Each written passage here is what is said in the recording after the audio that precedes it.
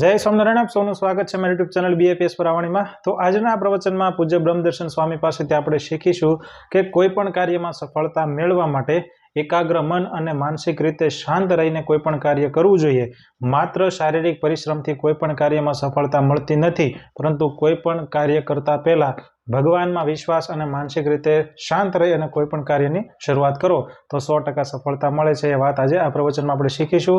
ખૂબ સરસ વાત પૂજ્ય યોગીજી મહારાજના જે પ્રસંગો છે એના થકી આપણને સ્વામી શીખવશે કે જીવનમાં હંમેશા સફળ થવા માટે મનને પણ શાંત રાખવું ખૂબ જરૂરી છે। એકાગ્ર મન અને પૂરતો પરિશ્રમથી કરેલું કોઈ પણ કાર્યમાં આપણને સફળતા મળે છે। ખૂબ સરસ પ્રવચન સાંભળશું। તો વધારે સમય ન બગાડતા આજનું આ પ્રવચન શરૂ કરીએ। જય સ્વામિનારાયણ। માં સ્થિર છે તો જે સ્થિર છે ભગવાન, સ્થિરનો જો આશરો કરો તો તમે સ્થિર હો। તમે પાંદડે ટીંગો તો પાંદડું પડે તો તું પડી જવાનું, એટલે હાડકા ભાંગશેલા પાંદડાની સ્થિરતા કેટલી, તમે પાંદડે ટીંગાવ એના કરતા થડને બાજી પડો। તો ભગવાન એ કહે છે તમેવ શરણમ ગચ્છ સર્વભાવેન ભારત તત્પ્રસાદાત પરમ શાંતિમ સ્થાનમ પ્રાપ્સ્યતે। શાશ્વત શાશ્વત શાંતિની ગેરંટી આપે છે। તમે આઈસ્ક્રીમ ખાઓ ને એટલી જ મજા આવે છે, ગમે એટલો ભાવ તો આઈસ્ક્રીમ ખાઓ એટલી જ વાર મજા। આઈસ્ક્રીમ ખાધા પછી બહુ ખાધો તો 4-5 વાર શૌચ જવું પડે। તમે બીડી પીઓ એટલી જ વાર મજા, પિક્ચર જુઓ એટલી જ વાર મજા, ક્રિકેટ જુઓ એટલી જ વાર મજા, જો ભારત જીતતું હોય તો। કોઈ પણ જગતનો એવો વિષય નથી કે ભોગવ્યા પછી તમે 5 મહિના પછી પણ એટલે 1 સેકન્ડ પછી આનંદ નહીં હોય। કોઈ પણ વિષય તમે જોવાનો, ખાવાનો, પીવાનો, ગમે તે વિષય તમે ભોગવતા હો એટલી જ વાર તમને મજા આવવાની છે, અને પછી કાર્યક્રમ પૂરો। ભગવાન કહે છે એવું નથી, આ શાશ્વત શાંતિ, કાયમી શાંતિનો અનુભવ થશે। જો ભગવાનને શરણે જઈએ તો ફરી વખત યાદ કરીએ, આપણા દીકરાઓને આ સમજાવો, આપણે દીકરીઓને આ સમજાવો। ખાલી ફિઝિક્સ નથી ભણાવવાનું, એલા ખાલી કેમિસ્ટ્રી નથી ભણાવવાનું, ખાલી બાયોલોજીનું ટ્યુશન નથી રાખવાનું, આ પણ ટ્યુશન રાખો। અને આવા પ્રસંગો કહો। મેં વાત કરી હતી ને ગઈકાલે, 10માં જેને 93% આવ્યા અને છોકરા આત્મહત્યા કરી, એના મા બાપે ક્યારેય વિચાર કર્યો હશે દીકરાને આવી કંઈક વાતો કરવાનો? એ ગુજરાત SSC બોર્ડમાં જેનો પહેલો નંબર આવેલો અને વડોદરા મેડિકલ કોલેજમાં ભણવા ગયો, પહેલે વર્ષે પહેલો નંબર, બીજે વર્ષે પહેલો નંબર, ત્રીજે વર્ષે બીજો નંબર, એ કમિટેડ સુસાઇડ, આત્મહત્યા કરે। હવે બીજો નંબર આવ્યો, કદાચ 2 માર્ક ઓછા આવ્યા, તો એમાં શા માટે આત્મહત્યા કરવાની? ચાલો આવતો જેમને ભૂણ થશે કયો નંબર આવશે કોલેજમાં? પણ વાંક એના મા બાપનો છે। હું તો તમારો જ વાંક કાઢું અને 4 દિવસ સુધી તમારો જ વાંક કાઢતો રહીશ કે અમે શું ગુનો કર્યો છે? મા બાપ થઈને ગુનો નથી કર્યો, તમે હખણા નથી રહેતા એ ગુનો છે। આપણા દીકરા દીકરીને તમે પૈસા કમાવશો એની ના નથી, બાઇક લાવી આપો, લેપટોપ લાવી આપો, મોબાઈલ લાવી આપો, જીન્સનું પેન્ટ લાવી આપો। દીકરાનું બર્થડેમાં ક્યારે મા બાપ તમે ગીતા આપી? દીકરીને બર્થડેમાં ક્યારે તમને રામાયણ આપી? લેપટોપ આપ્યું અને અચાનક શું કહે છે પેલી સરપ્રાઈઝ ગિફ્ટ શું કહે છે, અચાનક બાઇકની ચાવી આપ્યો। દીકરાનો બર્થડે હોય ને, દીકરા તો કલ્પનાનો હોય ને, વાહ સરપ્રાઈઝ ગિફ્ટ લે બેટા તારા માટે બાઇક 90,000 રૂપિયાનું, 1.5 લાખનું, 2 લાખનું, 11 લાખનું આપો। રામાયણ આપ્યું। દીકરીના કરિયરમાં 10 લાખ 15 લાખના ઘરના આપ્યા। મા બાપ તમે દીકરીના કરિયરમાં રામાયણ આપ્યું? સીતા, અનસુયા, સાવિત્રી, દમયંતી, તારમતી નાના નાના જીવનચરિત્ર આપણે આપ્યા? કોનો આશરો કરવાનો છે આપણે? કોની વાત આપણે શીખવાના? જિંદગીમાં બીજ બોયા બબૂલ કામ કહા સે ખાય। 52 બી વાવ્યા પછી કેસે કરીને અપેક્ષા છોડી દેજો ભાઈઓ। આપણા શાસ્ત્રોમાંથી શાંતિનો રાજમાર્ગ બતાવ્યો છે, આપણા પેઢીઓને બતાવતા જવું પડશે। અબ્દુલ કલામને ઓળખો તમે? એક ગરીબ છોકરો હતો મુસલમાન, એ જિંદગીમાં એને દારૂ પીધો નથી, માંસ ખાધો નથી। હવે સાંભળજો, 60 વર્ષમાં એક ફિલ્મ જોયું નથી એને, અને રાષ્ટ્રપતિ થયા પછી પણ પોતાનું મકાન બાંધ્યું નથી, પોતાના નામને ગાડી નહોતી, બેંક બેલેન્સમાં 1 રૂપિયો નહોતો। બાકી સરપંચ થાય ને તો લાખો રૂપિયાનો બંગલો થઈ જાય, ખબર? ધારાસભ્ય થાય એને તો કેટલા પૈસા સ્વિટ્ઝરલેન્ડના બેંકમાં જતા, 17 પેઢી ખૂટેલું દારિદ્ર્ય ટળી જાય। હવે રાષ્ટ્રપતિ હોવા છતાં એનો ભાઈ અબ્દુલ કલામ સાહેબના ભાઈ છત્રી હાંધવાનું કામ કરે, ચોમાસાની પેલી છત્રી હોય છે રિપેર કરવામાં, જેના ભાઈ 5 વર્ષ સુધી રાષ્ટ્રપતિ હોય એના કેટલા ભાઈઓ, કેટલા ભત્રીજાઓ, કેટલા ભાણિયાઓ, કેટલી જમીનો થઈ જાય, કેટલી પ્રોપર્ટી થઈ જાય, કેટલી કંપનીના માલિક થઈ જાય. લો, ભારતનો જમાય નહીં અબજોપતિ થઈ ગયો. ધીરે ધીરે સમજાર. અબજોપતિ થઈ ગયો ને તમારે વધારે જાણવું હોય તો તમે બિહાર જાઓ, વધારે જાણવું હોય તો યુપીમાં જાઓ. કેટલા એના કુટુંબના કેટલા સભ્યો ક્યાં પહોંચી ગયા પોસ્ટ ઉપર. પણ અબ્દુલ કલામ સાહેબ આટલા પ્રમાણિક રહ્યા અને એ પ્રમુખ શાને ઓળખી શક્યા. દુનિયાના ઇતિહાસમાં પહેલી ઘટના બની આટલા ઊંચા લેવલની વ્યક્તિ જેને દુનિયાની 48 યુનિવર્સિટીઓએ ડોક્ટરેટની ડિગ્રી આપી છે. આવા મહાન વૈજ્ઞાનિક પ્રમુખ સાહેબ 6 ચોપડી ભણેલા. એ ગુજરાતી સમજાય ને પ્રમુખ સાહેબ અંગ્રેજી સમજાય નહીં, પણ છતાં એ પ્રમુખ સ્વામીને પોતાના ગુરુ તરીકે સ્થાપિત કરી એટલું નહીં, પુસ્તકમાં લખીને જાય કે Pramukh Swami Maharaj is my ultimate teacher, ultimate guru, who put in the orbit of God. ભગવાનની પરબ્રહ્મણ કક્ષા મને મૂકી દીધો, અહમ મમથી પર કરી દીધો. વાંચજો પરાવતાર પુસ્તક હિન્દુને ટાઈમ હોય તો. પણ એ અબ્દુલ કલામનું ઘડતર કોને કર્યું મારે તમને કહેવું. એમને એક બીજું પુસ્તક મેં વાંચ્યું હતું, આંખ એની છે, ચશ્મા બદલાઈ ગયા છે. પણ એમાં અબ્દુલ કલામને પૂછ્યું કે તમારા ઘડતર કોને કર્યું, તમારા ઘડતરમાં ફાળો કોનો. બીજા 4-5 નામ બોલ્યા છે, Mahatma Gandhi, Nelson Mandela, Martin Luther King, બીજા 2 વૈજ્ઞાનિકો નામ લખ્યા છે. પછી બીજો પ્રશ્ન પૂછ્યો, આમાં પણ સૌથી વધારે ફાળો કોનો, કે મારી માતાનો. હવે એની માતા તો હવે ભણ જવા હતા કે કેવી રીતે, મારી માતા મને રોજ રામાયણ એક કથા કે સાંભળજો હિન્દુઓ, સાંભળજો, કાન ખોલીને સાંભળજો આજે. અને સત્ય વાત કહું છું, આ 5 જે બોલવાનું એક વાત, એક પ્રસંગ ખોટો નહીં કહું. અને મેં પુસ્તક વાંચેલું કહું છું, સાંભળેલું નથી કહેતો. અબ્દુલ કલામ કે મારી માતા મને રોજ રામાયણ એક કથા કહેતી.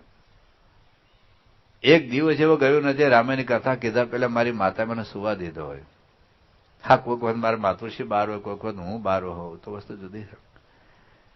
બાકી રોજ એક મુસલમાન ભાઈ મુસલમાન છોકરાને રોજ રામાયણની કથા કહેતી હોય તો પૃથ્વી પર 1 અબજ હિન્દુઓને પૂછી જો. પૃથ્વી પર 1 અબજ હિન્દુ અત્યારે મને નથી સાંભળતા, અત્યારે તમે સાંભળો છો જે કઈ 4-5 હજાર હશો એ. હું તમને પૂછું છું, આજ સુધી તમે તમારા દીકરાના રામાયણની વાત કરી, ભાગવતની વાત કરી, મહાભારતની વાત કરી, સીતા, અનસુયા, સાવિત્રી, દમયંતીની વાત તમારી દીકરીને કરી? બીજ બોયા બબુલ કામ કહાં સે ખાય. જે ઘટનાઓ સમાજમાં બને છે એ પછી આપણે એનો ભોગવવો જ પડે ને. રોજ કાલે 1 કલાકે એક છોકરો કોલેજમાં ભણનારો 1 કલાકમાં એક છોકરો આત્મહત્યા કરે છે ભારતમાં. એટલે આપણે આ અધ્યાત્મની વાતો નહીં કરી, મૂંઝવણ તો થવાની, પ્રશ્નો તો આવવાના. એ વખતે એટલું કહેવાનું, બેટા તું ધૂન કર, તું પ્રાર્થના કર, તું સંતોને મળ, સંતો પાસે આવશે. કાલે હું અહીં ભરૂચથી અહીં આવતો હતો તો ભરૂચમાં એટલે 2 દિવસ પહેલાનો ફોન આવ્યો હતો, એના કંઈક નજીકનો સંબંધી થાય, 36 વર્ષની ઉંમર છે ને આત્મહત્યા કરવી કે નોકરી મળે, આઈટી એન્જિનિયર છે, નોકરી મળતી નથી, લગ્ન થતા ના. એ તો ફોનમાં મેં અડધો કલાક સમજાવ્યો. ગઈકાલે ભરૂચ મળ્યો, મને સમજાવ્યો. પણ કોક એને આ સમાજમાં કોક સાથે એવો ગુરુ સાથે, સત્પુરુષ સાથે, સંતોષ સાથે હેત હોય. આપણે તો એક્ટરોનું હેત કરાવ્યું ને, ક્રિકેટરનું હેત કરાવ્યું, ખોળા બેહારી. એટલે ભગવાનનો શરણું એને અપાવો, ભગવાનને શરણે જા તો ભગવાનની શરણાગતિ સ્વીકારશે. તો ક્યારેક એને ગમે ત્યાં દુઃખો દર્દમાં તો ભગવાનને પ્રાર્થના કર, એટલું તો શીખવાડવે ને. તો એક શાંતિનો ઉપાય છે ભગવાનની શરણાગતિ. હવે ભગવાન એક બીજો ઉપાય બતાવે છે, એમાં આપણી બધી જ માન્યતાઓનો છેદ ઉડાડી દેવો પડશે. આપણી બધી જ ધારણાઓને આપણે છોડી દેવી પડશે. સુખ જોઈતું હોય તો, શાંતિ જોઈતું હોય તો, બાકી શાંતિ ન જોઈતું હોય તમે જે કરવું એ કરો.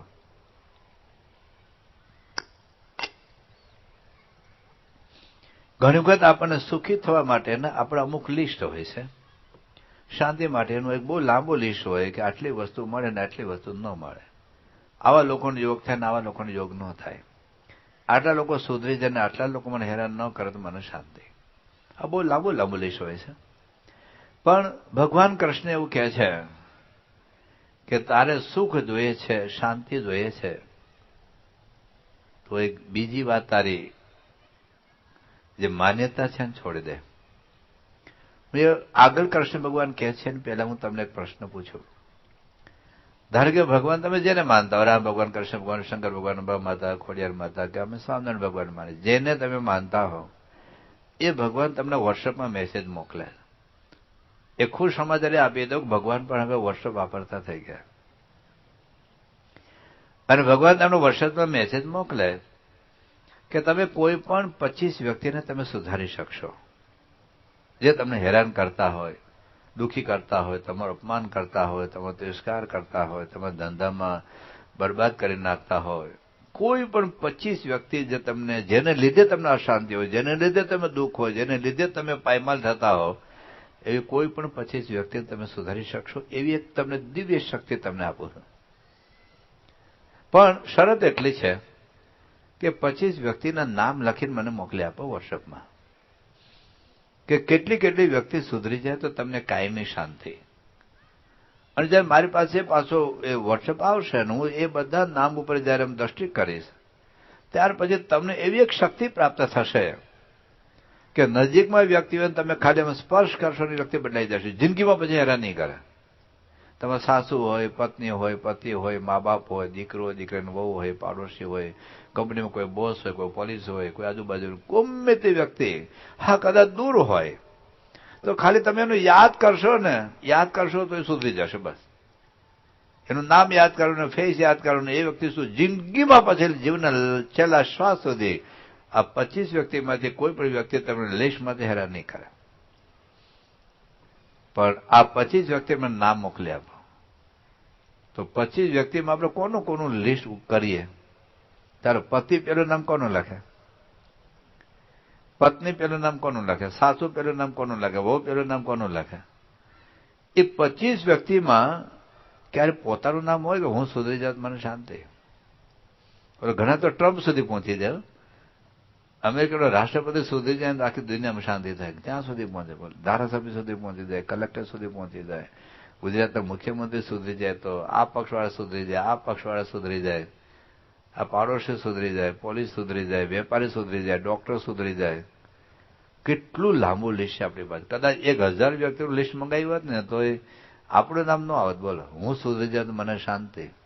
એક આખી પૃથ્વી પર પ્રયોગ કરવા જેવો. બોલો, ખરેખર પ્રયોગ કરવા જેવો છે. કેટલા લોકો સુધરી જાય તમને શાંતિ, તો જિંદગીમાં આપણે આપણું નામ નહીં લખીએ. હું પણ ન લખું. બોલો, મને કીધું કેટલા સંતો સુધરી જાય તમને શાંતિ, તો મારા જે બધા નામ લખું. એટલે હવે ભગવાન કૃષ્ણ કહે છે કે માનવ તું જ તારો દુશ્મન છે ને તું જ તારો મિત્ર છે. તારી શાંતિનું ખૂન કરનાર તું જ છે માનવ, અને તું જ તારી શાંતિનો સર્જક છે. જ્યાં સુધી તું બીજાને એમ માને કે આ લોકો સુધરી જાય, એ લોકો મને હેરાન કરે છે, ત્યાં સુધી તારી શાંતિનો કોઈ ઉકેલ નથી. ભગવાન કહે છે ઉદરેદાત્મનાત્માનમ નાત્માનમ અવસાદયેત આત્મૈવ આત્મનો બંધો આત્મૈવ રિપુરાત્મનઃ. ભગવાન એક વાત એ કરી કે જો પૃથ્વી પર તમને ખાડા ટેકરા લાગતા તો ઊંચાઈ પર જતો રહે. ઉદરેદ આત્મનાત્માનમ, અમુક ઊંચા ઉપર જઈશ ને તો દુઃખ દેખાશે જ નહીં. રામ ભગવાનને દુઃખ લાગ્યું જ નથી, સીતાજીને દુઃખ લાગ્યું જ નથી. નરસિંહ મહેતા મીરાબેન હા અપમાનો થયા, ઝેર આપ્યું, એક એવી એક આધ્યાત્મિકતાને ઊંચાઈ પકડી લીધેલી તો દુઃખ દેખાય જ નહીં. તમે પ્લેન ઉપર જતા રહો તો પૃથ્વી પર ખાડા ટેકરા તમને દેખાય જ નહીં. એટલે તમે આત્માને એવી ઊંચા પર લઈ જાઓ કે જેથી કરીને જગતના દુઃખો તમારી નજરમાં જ ના આવે. ઉદરેદાત્મનાત્માનમ, જેમ દાખલા તરીકે તમે ઓપરેશન કરો ત્યારે એનેસ્થેસિયા આપીએ, ખબર? એનેસ્થેસિયા જયારે આપીએ તો 2-3, 4 કલાક ઓપરેશન ચાલે, આપણે દુખાવાનો અનુભવ જ ન થતો. એને એક એનેસ્થેટિક ઇફેક્ટ છે. એવી એક સ્પિરિચ્યુઅલી એવી એક ઇફેક્ટ છે. સ્પિરિચ્યુઅલિટીની એવી એક ઊંચાઈ છે. એ ઊંચાઈ પર જતા રહેશો તમને કોઈ અપમાન કરશે લાગતું જ નથી. આપણે ભગતજીમાં યોગી બાપા કેટલો માર ખાધો, કેટલા અપમાનો સહન કર્યા, એને લાગ્યું જ નથી કે મારું કોઈ અપમાન કરે. આ એક ઊંચાઈ છે. કૃષ્ણ કહે છે કે ઉદ્ધરે આત્મનાત્માનમ, તો એક ઊંચાઈ પર તો ઊંચો જા ફરિયાદ કરવા કરતા, અને કદાચ ઊંચો ના જઈ શકો તો હેઠો તો ના જ ઉતારેલા. ના આત્માનમ અવસાદય, દાખલા તરીકે પૂર આવતું હોય અને 2 માળ સુધી પૂર આવી ગયો હોય તો હજુ કદાચ પૂર આવવાની શક્યતા હોય તો 3જો માળ જતો રહે, 4થો માળ જતો, પણ હેઠો ના ઉતરે ડૂબી મરીશ. એલા તું જ્યાં ઉભો છે ત્યાંથી હેઠો ઉતરી જઈશ તો ડૂબી મરીશ. જો શક્ય બને તો ઊંચાઈ ઉપર પકડ, નહીં તો ત્યાં તો ઉભા રહેલા, કદાચ પૂરી ત્યાં સુધી ન પણ આવે, પણ જો હેઠો ઉતરવા જઈશ તો ડૂબી જ જઈશ. તો ભગવાન કહે છે ઉદરેદાત્મનાત્માનમ નાત્માનમ અવસાદયે. તારી આધ્યાત્મિક ઊંચાઈથી નીચે તો ના ઉતરી જા. પછી એક સનાતન સત્ય રજૂ કરે છે, આત્મૈવ આત્મનો બંધુ આત્મૈવ રિપુરાત્મન. મનુષ્ય જ પોતે પોતાનો દુશ્મન છે, પોતે જ પોતાનો મિત્ર છે. આપણી શાંતિનું ખૂન કરનાર આપણે જ છીએ. નહીં તમારા પતિ, નહીં તમારા પત્ની, નહીં તમારા સાસુ, નહીં તમારો દીકરો, નહીં તમારા દીકરાનો વહુ, નહીં હું કે ના તમે, કોઈ આપણી શાંતિનું ખૂન કરનાર આપણે જ છીએ, અને આપણી શાંતિના સર્જક આપણે જ છીએ. એટલે કે આપણે જ આપણા મિત્ર છે ને આપણે જ આપણા દુશ્મન છે. લોકોને સુધારવા કરતા માનવ તું સુધરી જા. આખી પૃથ્વી ઉપર કાંટા પાથરેલા હોય તો પૃથ્વી પર કાંટા વીણી લેવા એ શક્ય નથી. પૃથ્વીને ચામડાથી મઢાવી દેવું એ શક્ય નથી. શક્ય એટલું છે કે આપણે બૂટ પહેરી લેવા, આપણે જોડા પહેરી લેવા. એમ સમાજના બધા લોકો સુધરી જાય તો મને શાંતિ. સમાજમાં દુકાળ ન પડે. આમાં પ્રશ્ન શું થાય? વરસાદ પડે ને ત્યારે ખેડૂતો રાજી થાય, પણ પેલા શહેરવાળા દુઃખી થાય. એવું છે. બહુ ગરમી પડે ત્યારે ખેડૂતો રાજી થાય, પેલા દુઃખી થાય. બહુ ઠંડી પડે તો ખેડૂત રાજી થાય, પેલા દુઃખી થાય. એટલે એક જ સરખી ઋતુ હોય પણ એક સુખી એક દુઃખી, એવું છે. એટલે ભગવાન કહે છે તું સમાજને ન બદલી શકે. અને ક્યાં શક્ય છે? આપણો દીકરો નથી સુધરી શકવાનો. એલા તમારું લોહી, તમારું સર્જન, તમારું ધાવણ, તમારું દૂધ તમારું ક્યાં માને? તો દુઃખી રહ્યા કરવાનું, આખી જિંદગી તમે રહીને જ કરવાનું. એટલે જયારે તમે સંજોગો ના બદલી શકો તો તમે બદલાઈ જાઓ. જયારે પરિસ્થિતિ ના બદલી શકો તો તમારી સ્થિતિ બનાવી દો. તો એ સ્થિતિને લીધે તમને કોઈ કાળે ક્યારેય દુઃખનો અનુભવ નહીં થાય. એટલે હિતાવા શું છે? આપણે સુધારવું.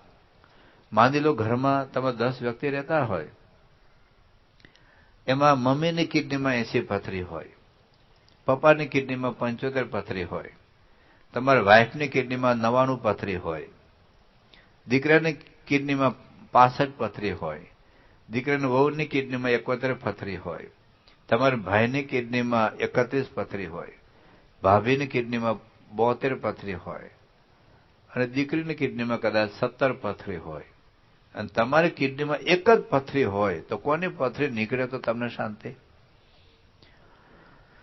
ચાલો આવી જાઓ મેદાનમાં. ચાલો કોની પથરી નીકળે તો શાંતિ? બોલો બધા, જોરથી બોલો. એ વખતે તમે કહો કે તારે તો 80 પથરી છે, તમે તો 75 પથરી છે, તમે તો 99 પથરી છે, તારે તો 70 પથરી, મારે તો એક જ પથરી છે. એટલે કોણ વધુ દોષી છે સાબિત કરવું છે કે શાંતિ જોઈએ? તમારે ન્યાય જોઈએ છે કે શાંતિ? નિર્ણય તમારે કરવો પડશે. ગીતા તમને ન્યાય અપાવવા નથી માંગતી, ગીતા તમને શાંતિનો રાજમાર્ગ બતાવે. હા, 2-5 જણા મફરૂજ આવશે તમારા પક્ષમાં કે તારા બાપનો વાંક છે, મોટા બહેન બધું આપી દીધું, તને કશું ન આપ્યું, તું કોર્ટમાં કેસ કર. કોઈક 2-5 મફરૂજ આવશે તમારો પક્ષ, તમારો સાક્ષી પણ થશે. યાદ રાખજો. પણ યાદ રાખજો, તમે ન્યાયમાં તમે જીતી જશો, શાંતિ નહીં થાય. તમે ન્યાય જોઈએ છે કે શાંતિ? હવે જો અધ્યાત્મનો ઇતિહાસ ખોલો. રામ ભગવાન કદાચ કોર્ટમાં ગયા તો જીતી જાય. બોલો, એક રાજ્યના બંધારણ પ્રમાણે જે મોટો દીકરો હોય એને રાજ મળે. રામ ભગવાન મોટો દીકરા હતા. હા, કદાચ મોટો દીકરો નાલાયક હોય, દુષ્ટ હોય, હરામી હોય, દેશદ્રોહી હોય તો કદાચ એને રાજ ન મળે. બરાબર છે. રામમાં તેવા કોઈ કુલક્ષણો હતા નહીં. તો રામને ગાદી કેમ ન મળે? કદાચ એ વખતની કોર્ટમાં ગયા હોત તો રામ એ તાલુકા લેવલે કોર્ટથી માંડીને સુપ્રીમ કોર્ટથી એ કોર્ટમાં એ લોકો જીતી જાય. બીજું કદાચ ચાલો રામને ગાદી ન મળે તો એને જંગલમાં કેમ મોકલ્યા? મારો શું વાંક છે? એક પ્રશ્ન પૂછ્યો નથી રામ ભગવાને કૈકેયીને. તમે ભરતને ગાદી આપો, હું રાજી છું, ભરત મારો ભાઈ છે, પણ મને જંગલમાં કેમ મોકલો? એક ક્વેશ્ચન પૂછ્યો નથી. વાંચો રામાયણ, જો કે હિન્દુ ઘેર હોય નહીં. હા, હિન્દુ ઘેર છાપા હોય. This is the problem. એટલે અને તમે જોજો, જયારે કૌશલ્યા માતા પાસે જંગલમાં જેમને રજા લેવા ગયા, એક નેગેટિવ વાત કઈ કરી નથી કે પેલી વંઠેલ મારી જિંદગી બગાડી નાખે, મેં એના બાપનું હું બગાડી દીધું, મને જંગલમાં કેમ મોકલી દીધો, માં તું કઈ કર, મારો પક્ષ લે.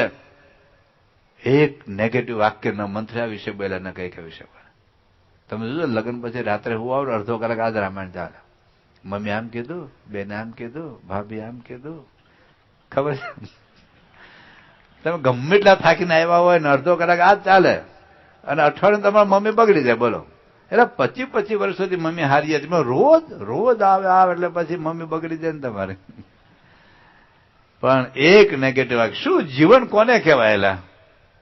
અને તમે જાણો છો આવું તમારા મા બાપનું બને કે તમારા મોટા ભાઈને બધું આપી દીધું અથવા નાના ભાઈને વધુ આપ્યું, તમને ઓછું આપ્યું. આખી જિંદગી મા બાપ સાથે બોલા લઈ લેજો. મા બાપ કઈ માગે ને આપો, એ આપશે, એ આપશે. એને આપ્યું હતું ને, એ તમારો વાલો હતો ને, લાવ જાઓ. તમે વિચારજો છો 14 વર્ષ પછી જયારે રામ ભગવાન આવ્યા તો પેલા પગે કઈ કરે લાગ્યા. વાંચજો રામાયણ કે માં કેવળ તારી કૃપાથી મને ખબર પડી કે મારા બાપનો મારા પ્રત્યે શું પ્રેમ હતો, મારા વિરહમાં દેહનો ત્યાગ કર્યો. માતા કેવળ તારી કૃપાથી સીતાજીની પતિવ્રતાની ટેકની ખબર પડી, કેવળ તારી કૃપાથી લક્ષ્મણનું સમર્પણ અને ભરતનું સમર્પણનો ખ્યાલ આવ્યો. માં કેવળ તારી કૃપાથી હનુમાનની દાસોદ ભક્તિ અને સુગ્રીવની મિત્રતાની ખબર પડી. માં કેવળ તારી કૃપાથી રાવણની વૃત્તિનો ખ્યાલ આવ્યો. મારા બાહુબળનું મને ખબર પડી. માં કેવળ તારી કૃપાથી. કલ્પના તો કરજો, આવું જીવી શકે છે આપણાથી? થોડાક વખત પહેલા હું રાજકોટ ગયેલો. હવે એક સભા પછી કાકા મારું બાવડું પકડ્યું, મને ખૂણામાં લઈ ગયા. મને કે સ્વામી એક પ્રશ્ન પૂછો. મને પૂછો. મને કે તમને એવું નથી લાગતું કે રામે સીતાને અન્યાય કર્યો? મેં કહ્યું સીતા તમને વોટ્સઅપ મેસેજ મોકલો, SMS કરો, ઈમેલ કરો, ફોન કરો. એટલે 21 લાખ વર્ષ પહેલા ઘટના બને, હું કામે તમારું મગજ હળવા દો? અમુક લોકો છે સ્ત્રીઓના સન્માન માટે, ન્યાય માટે સ્પેશિયલ પેદા થયા. પછી એના દીકરા બહુ પાછા દહેજ માગતો હશો પાછો.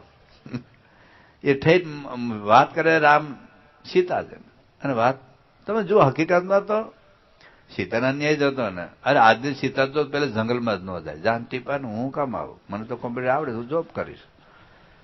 અને 14 વર્ષ સુધી રાહ જોવે. એને કોલેજ મિત્રો ન હોય, છૂટાછેડા લઈને બીજા લગ્ન કરી લે. હું કામ 14 વર્ષ સુધી ટીપાવ? સીતાજી ગયા, રાવણ ઉપાડી ગયા. રાવણને કેટલું પ્રલોભન આપ્યું છે વાંચો તો ખરા રામાયણ. એલા આજે તો ખાલી આઈસ્ક્રીમ ખાવડાવે તો બાઇક ઉપર બેસી જતા રહે ખાવા જજો. એ ખાલી સોફ્ટ ડ્રિંક. આટલું પ્રલોભન આપ્યું છતાં એને રામ છે કોઈ સંકલ્પ નહોતો અને છતાં અગ્નિ પરીક્ષામાં પસાર થયા. બાકી એલા બુરથલ તને મારા ચારિત્ર પર શંકા છે એવું ન કે? અને કેમિકલ લગાડી નહોતો અગ્નિ બધે પસાર થયેલા. એક સતીત્વની તાકાત હતી. હવે તો નિર્દોષ જ હતા ને. છતાં એક ધોબીના કહેવાથી મોકલી આવ્યા. અમારા પ્રમુખ સાહેબ ઘણી વાર કહેતા ધોબીને લાકડી લઈને મારો, એલા ધોબા તારે એવું છે મારા ઘરની માં દાગુ ડારા? કશું જ નહીં. જંગલમાં ગયા.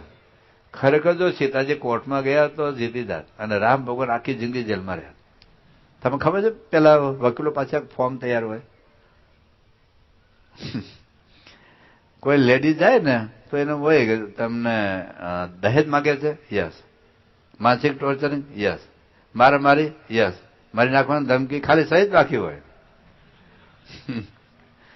આજે વકીલે મને વાત કરી આવું ફોર્મ તૈયાર જ હોય. એટલે એને એવું ના કીધું એલા.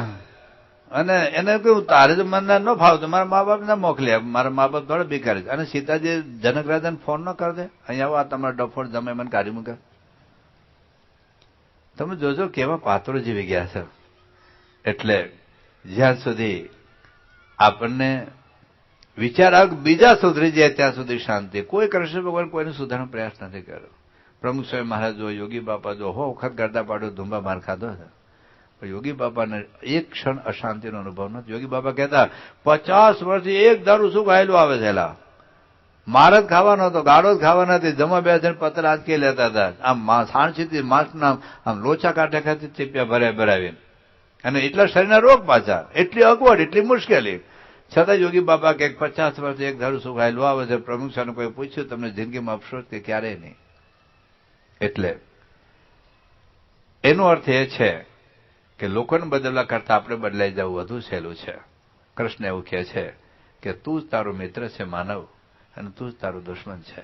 તને કોઈ એક ક્ષણ દુઃખી ન કરી શકે, તને કોઈ સુખી ન કરે. મનઃ એવ મનુષ્યાનામ કારણમ બંધ મોક્ષયો.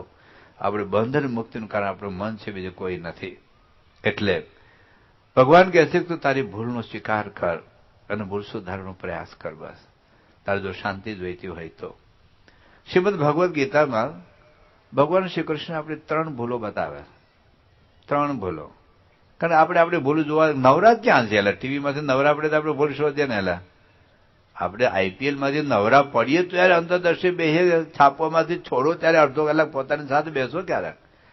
આપણે તો શાહરૂખ ખાન સાથે બેસીએ, આમિર ખાન સાથે બેસીએ, વિરાટ કોહલી સાથે બેસીએ, મિત્રો સાથે બેસીએ, વેવાઈ સાથે બેસીએ, પત્ની સાથે ક્યારેક બેસો, બાળકો સાથે ભાગ્યે જ બેસો, પણ પોતાની જાત સાથે બેસો. પોતાની જાતનો ઇન્ટરવ્યુ લો, વ્યક્તિગત એપોઇન્ટમેન્ટ પોતાની જાતને આપો. રોજ 10 મિનિટ 15 મિનિટ પોતાની જાત સાથે બેસો અને સવારથી સાંજ સુધી શું મેં કર્યું, શું ના કર્યું, શું કરવાનું હતું ના કર્યું, શું નહોતું કરવાનું કરી બેઠો. આજે આખો દિવસ પત્ની સાથે, પતિ સાથે, ભાઈ સાથે, બહેન સાથે, માતા પિતા સાથે, દીકરા સાથે, દીકરી સાથે વર્તવામાં મેં શું ભૂલ કરી છે? બસ પોતાની ભૂલનો સ્વીકાર પહેલા તો શોધો, સ્વીકાર કરો અને ટાળવાનો પ્રયાસ કરો તો શાંતિના દ્વાર ખુલ્લા થઈ જશે. ભગવાન આપણી 3 ભૂલ બતાવે છે. પહેલી ભૂલ ભગવાન કૃષ્ણ ગીતાના 16મા અધ્યાયમાં બતાવે છે કે યહ શાસ્ત્ર વિધિમુત્સૃજ્ય વર્તતે કામકારતઃ ન સિદ્ધિમ અવાપ્નોતિ ન સુખમ ન પરામ ગતિમ. શાસ્ત્રોની મર્યાદા લોભીને કોઈ સુખી નહીં થાય. ભગવાન સ્વામિનારાયણ શિક્ષાપત્રીમાં આ જ વાત લખે છે કે યે પાલયંતિ મનુજાઃ શાસ્ત્ર પ્રતિપાદિતાન સદાચારલ સદાતેત્ર પરત્ર ચ મહાસુખા. શાસ્ત્રોના આદેશો, શાસ્ત્રોના સદાચાર પ્રમાણે જે વર્તશે તે લોક અને પરલોકમાં સુખી થશે. પરંતુ તાનુલંઘ્યાત્ર વર્તન્તે યે તુ સ્વયં કુબુદ્ધયઃ. જે મર્યાદા લોભશે તો દુઃખી થશે. બસ સુખી થવું કે દુઃખી થવું ચોઈસ છે જબરદસ્ત. જો આપણી ચોઈસ હોય સુખી થવાની તો શાસ્ત્રની મર્યાદામાં રહો, અને દુઃખી થવું જ હોય તો પછી શાસ્ત્રની મર્યાદા લોકો. પણ એમાં ઘણા આજના અમારા ભણેલા ગણેલા યુવાનો શું કે ખબર? કે इसमें પર્સનલ ચોઈસ. શું ખાવું, શું ન ખાવું, શું પીવું, શું ન પીવું, શું જોવું, શું ન જોવું, इसमें પર્સનલ ચોઈસ. મને એવા બંધન ન ગમે શાસ્ત્રના. હું તો સ્વતંત્ર દેશનો સ્વતંત્ર નાગરિક. એમ સરસ. તમે શહેરમાં જાઓ બાઇક લઈ તો ટ્રાફિકને રેડ લાઇટ ઉભા રહો કે ના ઉભા રહો, इसमें પર્સનલ ચોઈસ. જા તાર બાપનો રસ્તો તું પડ. તો એ ટ્રાફિક લાઇટ ઉભા રહેવું એ બંધન નથી, તમારી સલામતી છે. હેલ્મેટ પહેરવું એ બંધન નથી, તમારી સલામતી છે. ગાડીમાં બેસો બેડ બાંધો એ બંધન નથી, તમારી સલામતી છે. એ ઇલેક્ટ્રિક વાયર ખુલ્લો નીચે કોઈ લેખવું હોય કે કોઈ અડવું નહીં. મને આવા બંધન ન ગમે તો ગળે વીંટાળ. પેટ્રોલ કારમાં ડીઝલ ચાલે, ડીઝલની કારમાં પેટ્રોલ ચાલે, इसमें પર્સનલ ચોઈસ. તો બકરીનું દૂધ નાખ. જો તારી પર્સનલ ચોઈસ જ હોય તો બકરીનું દૂધ નાખને, સસ્તું મળશે પેટ્રોલ ડીઝલ કરતા. એલા પેટ્રોલ કારમાં ડીઝલ ન ચાલે, ડીઝલ કારમાં પેટ્રોલ ન ચાલે, ડિફરન્ટ ડિઝાઇન. એમ Hindu this is the different design. એમાં ઈંડા ન ચાલે, આમલેટ ન ચાલે, ચિકન ન ચાલે, દારૂ ન ચાલે, બીડી ન ચાલે, તમાકુ ન ચાલે, સિગારેટ ના ચાલે. This is the different design. અને તમે એમ કહો ભાઈ इसमें પર્સનલ ચોઈસ, તો મરો. બાળકો તમને બેઠા તો હોય અહીંયા સાંભળો. ભારત દેશનો દુશ્મન કયો દેશ છે? જોરથી બોલો, જોરથી બોલો, જોરથી બોલો. આ લોકો ના બોલે તો પોદડા જેવા ગભરાય. તમે તો સિંહના બચ્ચા. ભારતનો દુશ્મન કોણ? પાકિસ્તાન. પાકિસ્તાન 4 યુદ્ધ કર્યા છે ભારત સાથે. 1947, પછી 71, 1947, 65, 71 અને 98 કારગિલ યુદ્ધ. 4 યુદ્ધમાં 19,600 સૈનિકો મરાયા છે. સરકારી આંકડો હંમેશા ખોટો હોય. તો બહુ તો 25,000, બહુ તો 50,000, બરાબર. અને 60,000 હિન્દુ કપાયા પાકિસ્તાનમાં, આપણા કાશ્મીરમાં.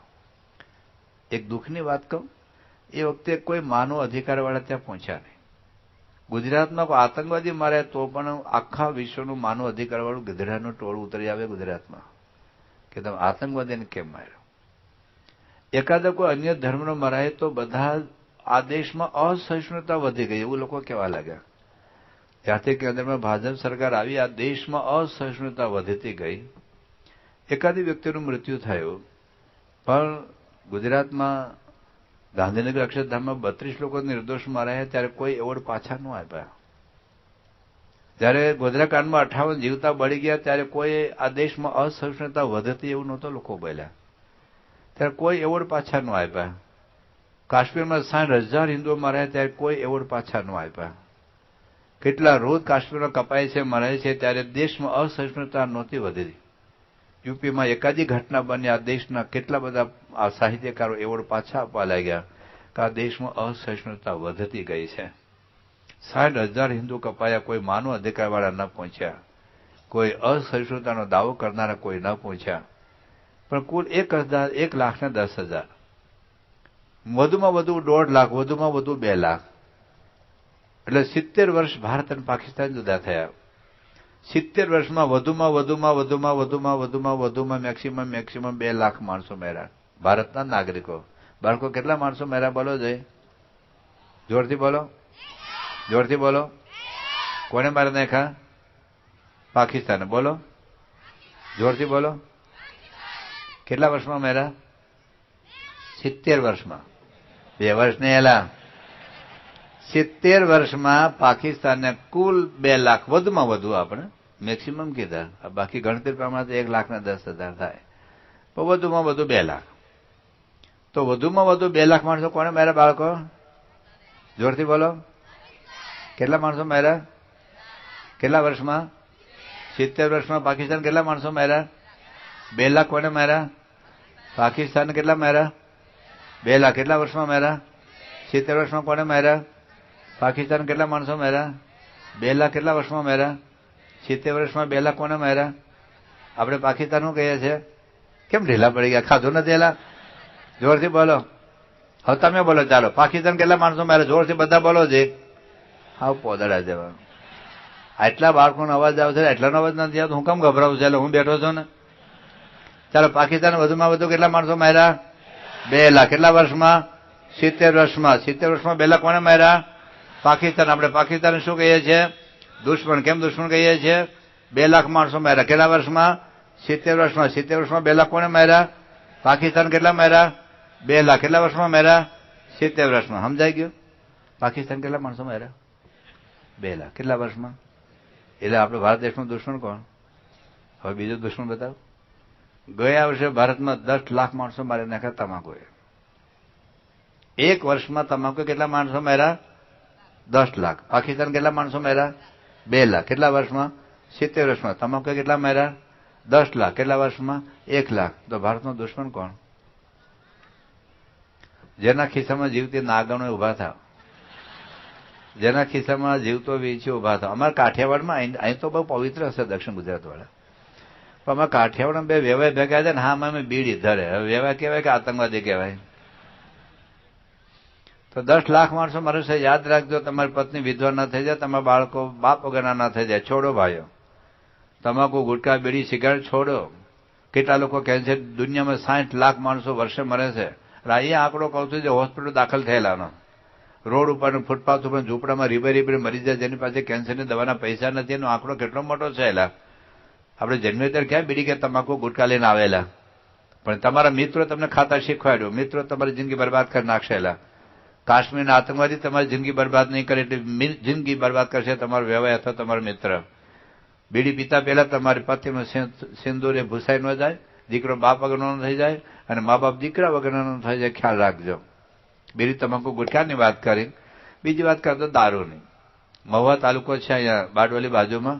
2008માં બીએપીએસના એક યુવકને લીધે ક્રાંતિ થયેલી આખા તાલુકામાં. બહુ લાંબી ઘટના છે, બહુ નહીં કહું, પણ એટલું તો તમને કહું કે 2008માં લગભગ 62 ગામનો તાલુકો છે. ઘેર ઘેર જેને સર્વે કરેલો, તો એમાં ખબર પડી કે 1800 સ્ત્રીઓ વિધવા છે. 32 વર્ષ નીચેની, 32 વર્ષ નીચેની 1800 સ્ત્રીઓ વિધવા છે. એનું કારણ છે દારૂ. એક તાલુકાની વાત કરું, આખા સુરત જિલ્લાની શું દશા છે, દક્ષિણ ગુજરાતની શું દશા છે, આખા ગુજરાતની શું દશા છે.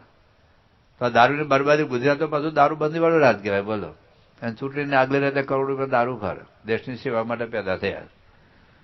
પણ આખા ભારતની શું દશા છે, આખા વિશ્વની શું દશા છે, કેટલી બરબાદી છે દારૂ. તો એ છોડજો જો સાચા હિન્દુ હતો.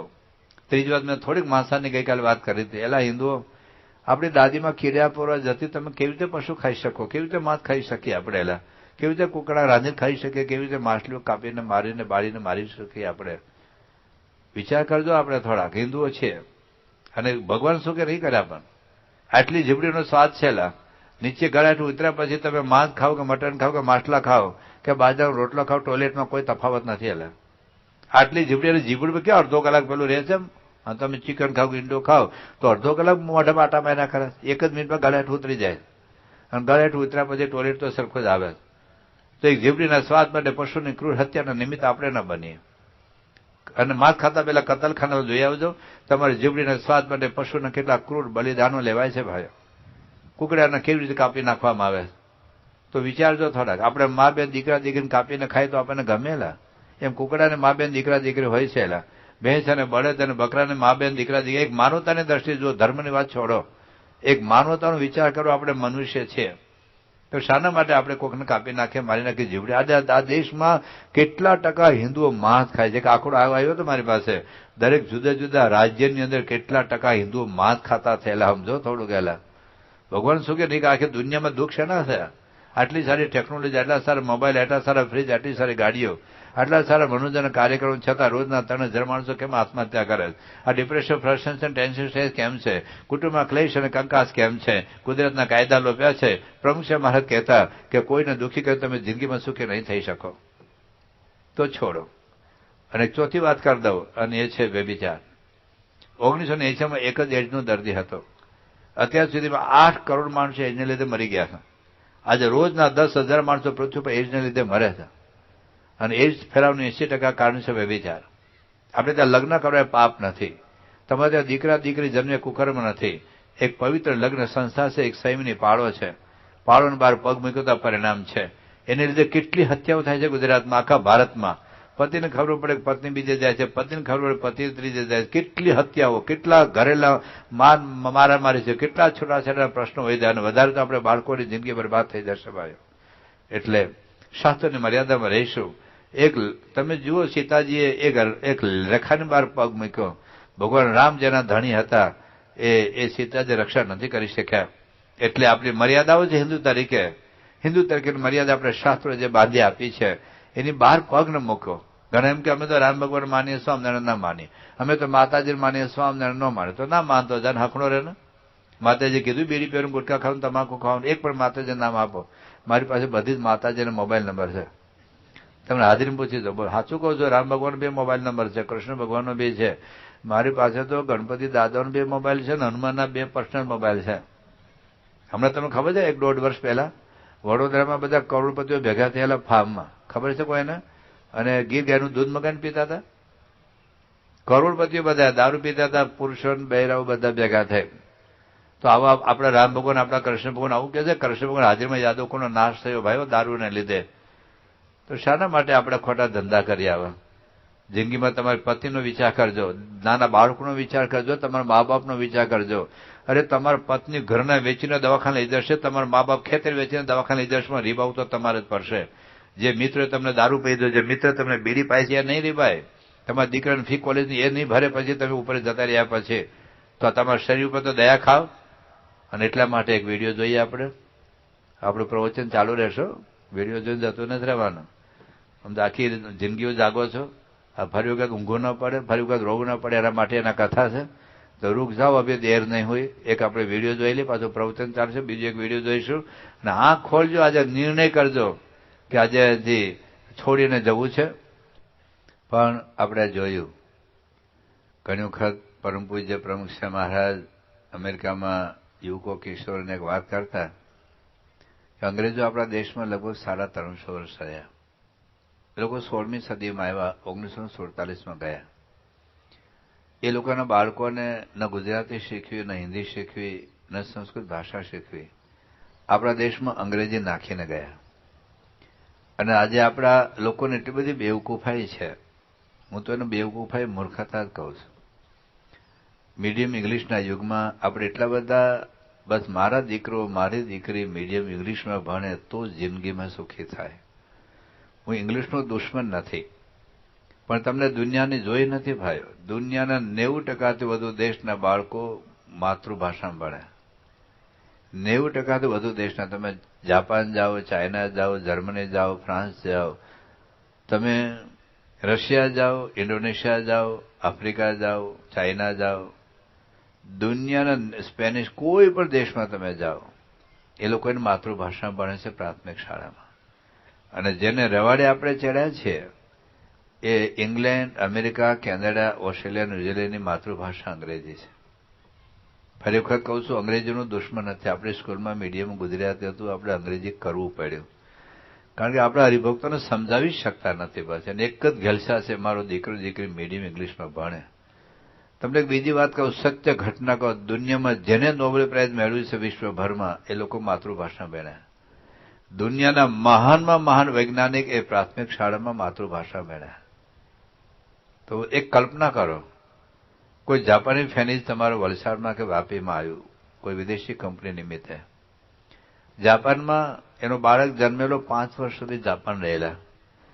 એ જાપાનીઝ ભાષા સાંભળતો હતો, બોલતો હતો. કારણ કે નાનો બાળક હોય ત્યારથી જાપાનીઝ ભાષા સાંભળે અને બોલતો થઈ જાય ભણ્યા વગર. એ અહીંયા ગુજરાતમાં આવીને ગુજરાતી મીડિયમમાં એના છોકરાને ભણાવે. એ છોકરાને કેટલો બોજો પડે, થોડું ઘેરે તરબૂચ ખાઈને વિચારજો. આજે કોઈ જર્મન કુટુંબ માની લો કે મુંબઈમાં સેટ થયું અને એનો બાળક 5 વર્ષનો થયો ત્યાં સુધી એ લોકો જર્મનીમાં રહેતા હતા અને પછી અહીંયા મુંબઈમાં આવ્યા. એના છોકરાને જો મરાઠી મીડિયમમાં ભણાવે તો એના છોકરાને કેટલું અઘરું પડે. એ દશા તમારા બાળકોને છે. એ જન્મેથી ભેંસ શબ્દ સાંભળે છે, ભેંસ શબ્દ જોયે છે, કાલે ભેંસ લખતા શીખવાનો. પેલું તો કેટલો અંગ્રેજીનો શબ્દ ગોખીને મરી જાય. ફરી વખત કહું છું, અંગ્રેજીનો દુશ્મન નથી, પણ પ્રમુખસિંહ મહારાજ કહ્યું આપણે આપણી ભાષા ખોઈ બેઠા. આજે તમારા ગુજરાતમાં તમારા દીકરા દીકરી જો ગુજરાતી ન લખી શકે, ન વાંચી શકે, એવા મા બાપને રૂમા પડીને મારવા જોઈએ. મારે સાધુ તરીકે એવું બોલાય નહીં, પણ મને દાસ છે આ બાબતમાં. અરે ગુજરાતી લખતા વાંચતા, ગુજરાતી બોલે તો ખરો તમે ઘરમાં બોલો, પણ લખતા વાંચતા આપણા ગુજરાતીને નથી આવડતું. તો પૂછજો ને 92 એટલે કેટલા થાય? ગુજરાતીમાં પૂછજો 92 એટલે શું? કેટલી મૂર્ખાઈ છે આપણી. તમે જોજો, ઇઝરાયેલી લોકો, યહૂદી લોકો 1800 વર્ષથી ભટકતી પ્રજા છે. યહૂદી લોકો 1800 વર્ષથી હજુ એના દીકરા દીકરી હિબ્રુ ભાષા લખે છે ને વાંચે છે. તમે કલ્પના કરજો, તમારા દીકરાની દીકરીનો દીકરો ગુજરાતી લખશે, વાંચશે. આજથી 100 વર્ષ પછી ગુજરાતની દશા શું થશે? વિચાર નથી આપણને. તો પ્રમુખસિંહ મહારાજ બોલેલા, એ લોકોના છોકરાને ગુજરાતી શીખ્યું, ને હિન્દી શીખ્યું, ને મરાઠી શીખ્યું, ને અંગ્રેજી આપણા દેશમાં અંગ્રેજી નાખીને ગયા.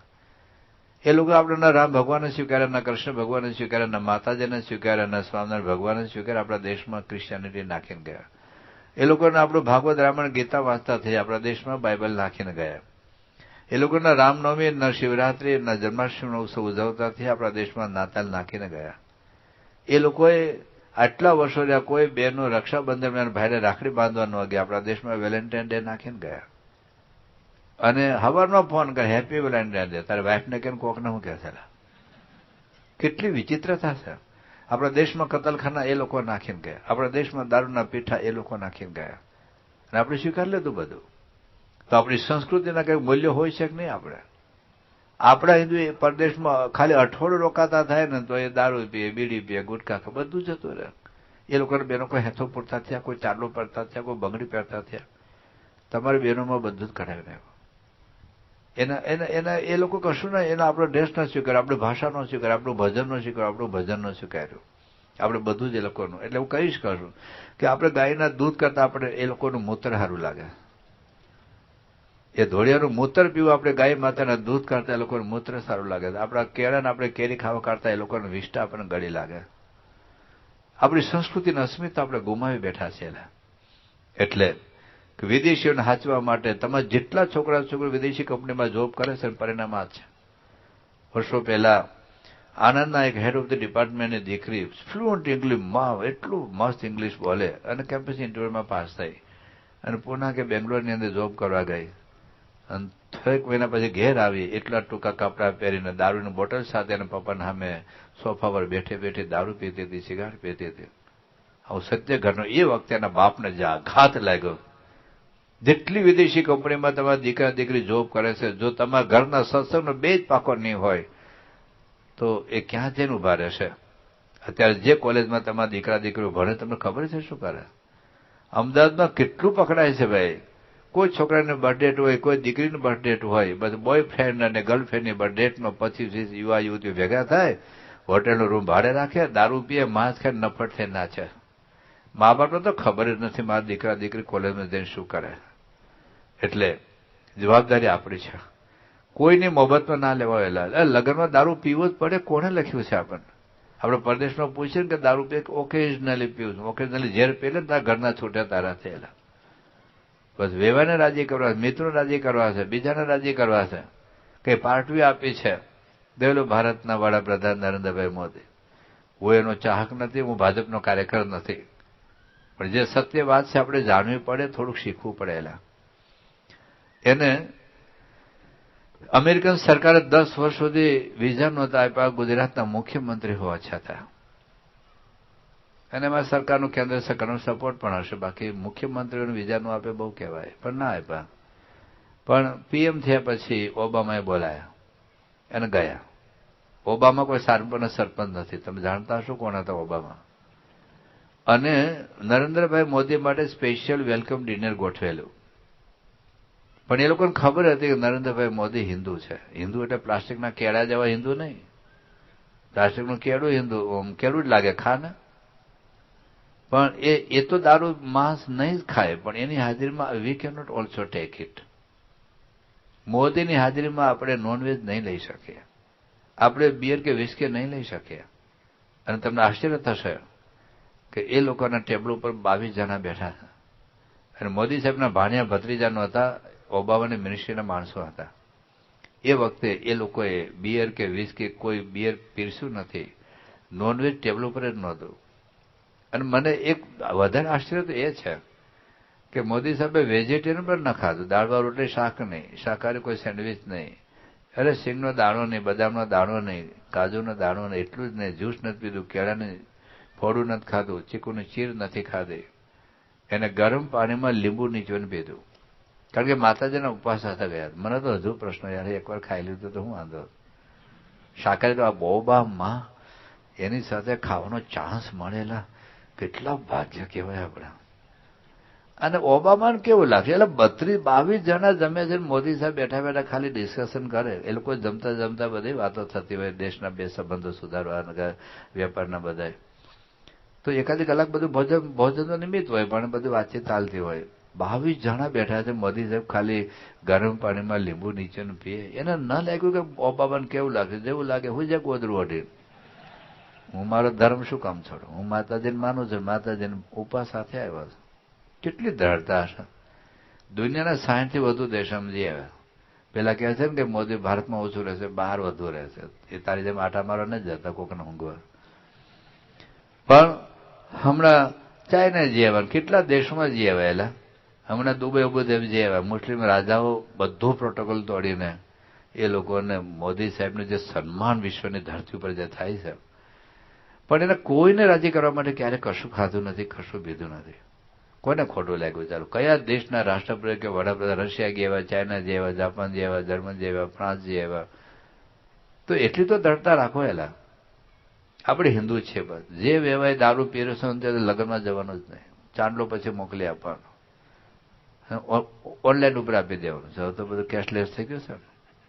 પણ જિંદગીમાં તો પગ ના મુકાયેલા. અને આપણે કોને રાજી કરવા છે? એટલા કાર્યક્રમ બધા છોડો ભાઈ. દારૂ બીડી તો આ બાજુ તો બહુ દારૂનો દરિયો છે. એક લોકો બરબાદ થઈ જાય છે દારૂમાં. અને આ પ્રશ્ન છે, આદિવાસી પીએ છે અને અમેરિકાવાસી પીએ છે. ભારતમાં કેટલા ડોક્ટરો દારૂ પીએ છે? કે વલસાડના ડોક્ટર તો પવિત્ર હશે, પણ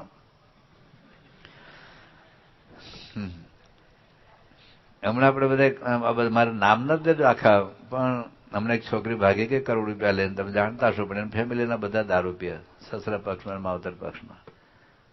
ક્યાંથી આપણે સંસ્કાર આપી શકીએ? એટલે એક છોકરાને પૂછ્યું સંતોએ, તું શું કરે? મારા પપ્પાનું અધૂરું કામ પૂરું કર્યું. કે કયું? મારા પપ્પાએ બેડી પેન નાખી દે, બાકીનું પૂરું કરી નાખો. જોજો તમારી પ્યાલી અધૂરી પ્યાલી તમારો દીકરો પૂરું કરી ન નાખે. આપણી પવિત્રતા વગર પવિત્ર બાળકોનું સર્જન અશક્ય છે. પહેલા તમે પિક્ચરો જોતા હો, તમે ખરાબ જોતા હો, એ બાળકોને શું સંસ્કાર આપશો? એક છોકરાને મેં પૂછ્યું કે તારા મમ્મી પપ્પાને પગે લાગે છે? તો મને કે લાગવા જેવા જ નથી. આટલો નાનો છોકરો ને એટલો બોલકો છોકરો. એટલે માતૃદેવો ભવ પિતૃદેવો ભવ આપણું કલ્ચર છે એટલે મા બાપને દેવ સેવા માનવા જોઈએ કે પણ મારા મા બાપ દેવ જેવા હોવા જોઈએ ને, મને એવું કે. કેમ એવું કે? પછી ઉઠો હોય તરફ કેમ એવું કે મારા મમ્મી પપ્પા એટલું ખરાબ જોવે છે સ્વામી જવા દો, મને કહેતા શરમ આવે છે. મેં કીધું તને ક્યાં ખબર પડી? કારણ મારા મમ્મી પપ્પા કંઈક બહાર ગયા હતા ને તો એની બેડરૂમની અંદર ગાદલા નીચે એક ડીવીડી મેં જોઈ.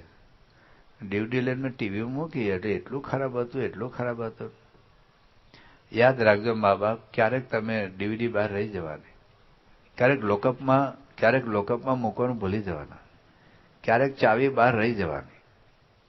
યાદ રાખજો, આ તમારા દીકરા દીકરી કીડી મકોડા જેવા છે, ચોથે માળે લાડુ હશે તો શોધી કાઢીને કીડીઓ ત્યાં પહોંચી જશે. એટલે પણ કોને છેતરશો? એલા આપણી પવિત્ર બાળકો નહીં પવિત્ર. બાવળે ક્યારે કેસે કેરી નથી પાકતી. હિન્દુઓ કેસે કેરી જોઈતી હોય તો મા બાપ તમારે આંબુ થવું પડશે.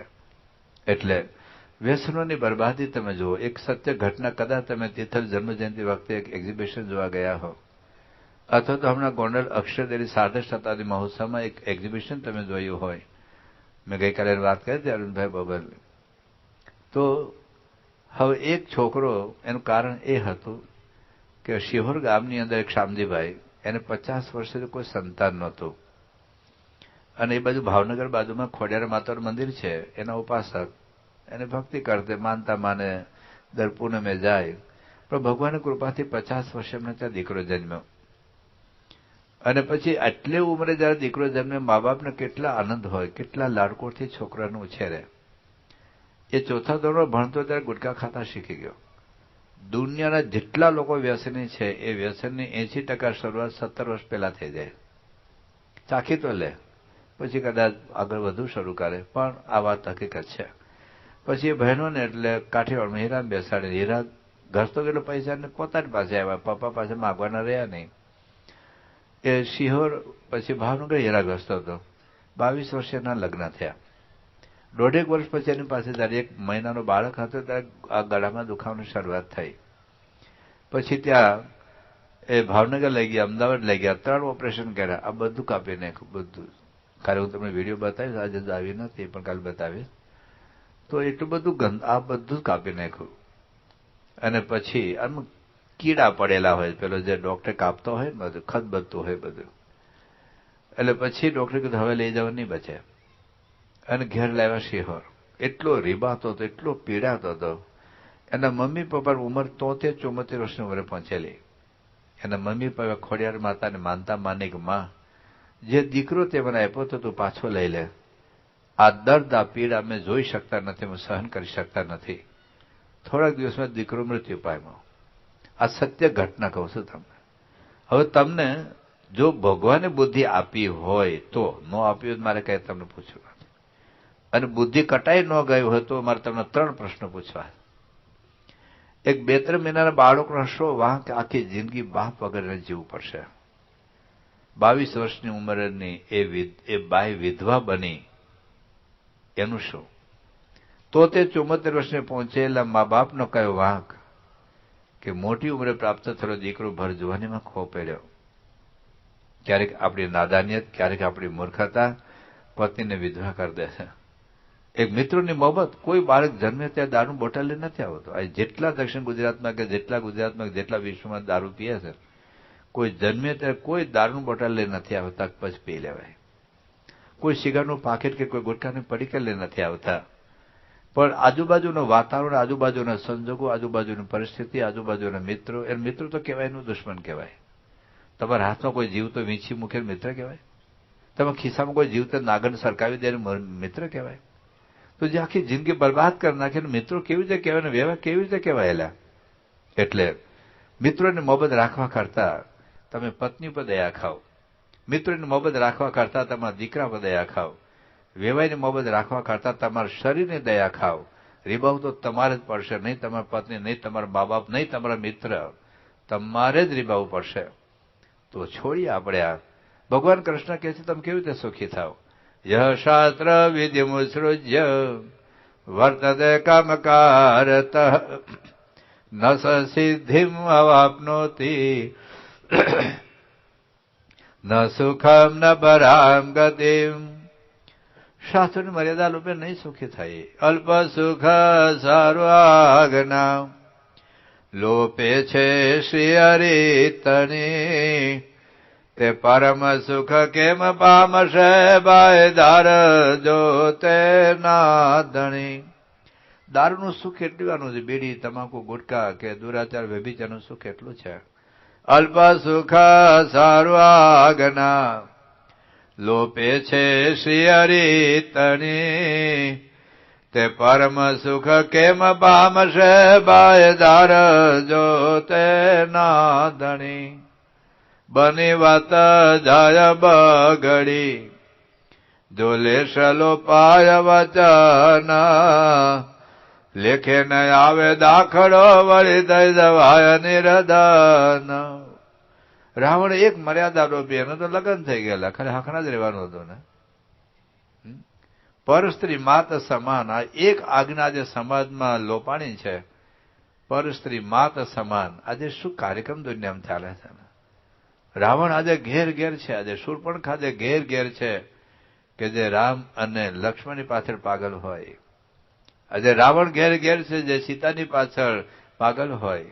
મર્યાદા લોપીને એક દુર્યોધને પર ધન પથ્થર જાણીએ એ બીજી આજ્ઞા લોપી. પારખું ધન ઉપનિષદ ના પાડે છે, માં ગૃદ્ધ કશો ધર્મ. કોઈનો લાખ રૂપિયા હોય તો એ આપણો નથી, એનો છે. બાજાનો રોટલો ખાઈને હોઈ રહેવું, પણ કોઈનો કરોડ રૂપિયાનો માલ આપણે નહીં લેવાનો, હાથ નહીં અડાડવાનો. ટૂંકમાં નિયમની મર્યાદા લોપીને વચન લોપી વાલા તણું, સિદ્ધ કરે છે ધાખન દામની. ધામ નહીં મળે ધક્કા મળશે ત્યારે ઉગડશે આગ ગુલામની. દારૂ પીતા પીતા, બીડી પીતા પીતા, ગુટકા ખાતા ખાતા કેવી રીતે ભગવાનના ધામમાં જયેલા.